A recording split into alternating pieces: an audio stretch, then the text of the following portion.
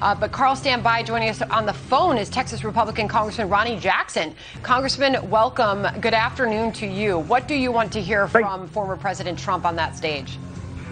Thanks, Sandra. I appreciate it. You know, I think he's going to get up here. I'm just really inspired. I've been here at CPAC for a couple of days, and the enthusiasm is just through the roof here.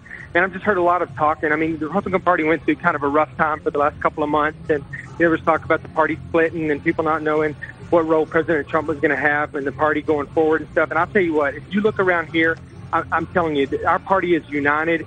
And President Trump is still in control of this party for the large part. I don't think anybody wins a race for president the way it looks right now in the next 4 years without the endorsement of President Trump at least. Now, I don't know if he'll run again or not. We'll wait and see how that all plays out. But he's still in control of his base. And I think that, I'm really excited that everybody's come together. I think that, we've got a bright future. We had a really good run in the House, and I think we're poised to get the House back in a couple of years, and then maybe get the presidency back in a while. We will get the presidency back in 4 years. So I just want President Trump to come out and just thank the crowd, for their loyalty, because people here, they just love the president to death, and it's just inspiring to see, how everybody's, they're not hopeless, they're not distraught. People are looking to the future. They really are. They're not looking backwards. They're looking forward here at CPAC, and so I'm really excited about it. Dr. Jackson, it's John Roberts. Good to talk to you again. It's been a while. Congratulations, by the way, on your win. I haven't had a chance to say that to you. What's the mood like there in the room in terms of the message that they want to hear from the president about a way forward versus looking in the rearview mirror? Well, I think it's positive. I was just backstage. I was waiting on him to come out, and I stepped out to talk to you guys. So he's probably backstage right now. I'll go back there and see him before he leaves.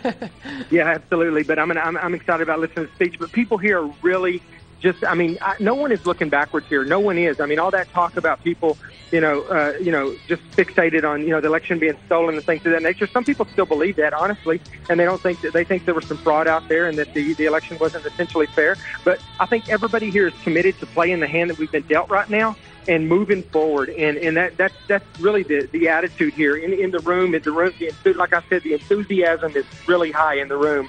So it's a very festive situation here.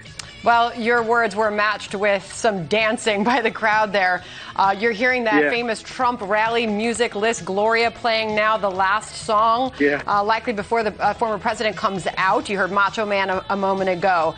Obviously, a very energetic crowd on the ground there. We were given the 5-minute warning a couple minutes ago that we would see Donald Trump take that stage. So expect that moments from now. Congressman, finally, just your thoughts, not just on what you want to hear, but what your party needs to hear from the former president. Well, our party needs to hear that we need to get together, and we need to approach this as one team, one fight. We can't fracture. That's what the Democrats want to happen to the Republican Party right now. They want us to fracture. They want to split off and to have a second party. And and if that happens to us, it'll be the kiss of death, to be honest with you. I don't know if we go through another election cycle where we get beat because we split off into two parties or something, or people just don't get out and vote because they're not enthusiastic about voting. That'll be a big problem for us, but that's not going to happen. What we need to hear is let's get together, let's move forward, let's fight this fight, and regardless of what happens to the president, and I don't know if he's going to run again. Personally, I hope that he does.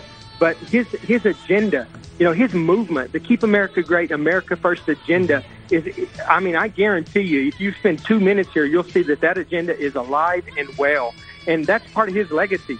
So I think the president's invested in making sure that moves forward as well. Because like I said, that's he started that, and that's his legacy. And I think he would love to see that just continue to grow over the next couple of decades.